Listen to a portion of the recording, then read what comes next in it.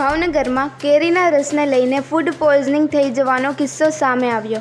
પ્રાપ્ત થતી માહિતી મુજબ ભાવનગરના મોતીતરા વિસ્તારમાં રહેતા આરીફભાઈ મંસૂરી નામના વ્યક્તિના દીકરા દ્વારા કુંભારવાડાની અંદર આવેલ જલારામ ફરસાણ ખાતેથી કેરીનો રસ ખરીદેલ। ત્યારબાદ તેઓની તબિયત લથડતા ઘરના 3 સભ્યોને ફૂડ પોઈઝનિંગ થઈ જતાં સર્ટી હોસ્પિટલ ખાતે ખસેડવામાં આવ્યા હતા અને આવા કેરીના રસ વેચનાર ઉપર કાયદેસરની કાર્યવાહી થાય તેવી તેમના દ્વારા માંગ ઉઠી હતી। સંધિ જાગૃતિ ન્યૂઝ તંત્રી જાહિદ મદ્રા દ્વારા।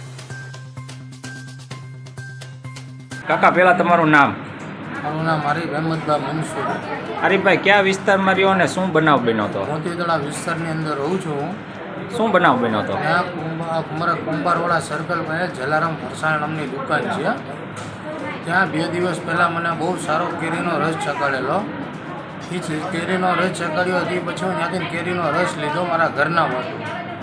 તે પછી અમારા ઘરની અંદર બધા સદસ્યને ફૂડ પોઈઝનનો પ્રોબ્લેમ અત્યારે કેટલા 4 જણાને કેટલાને લાવ્યા છો? 4 જણના છે અત્યારે। સાહેબ અમારી એ વિનોલી છે કે આ ફૂડ પોઈઝનવાળા કોઈ પણ વસ્તુ કોઈ પણ ફરસાણની દુકાનની અંદર ફૂડ પેટ્રોલિંગ કરીને ગરીબ માણસોનો જીવ બચાવો।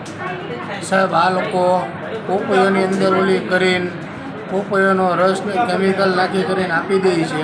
આ ગરીબો સાથે ચેડા છે એક જાતના।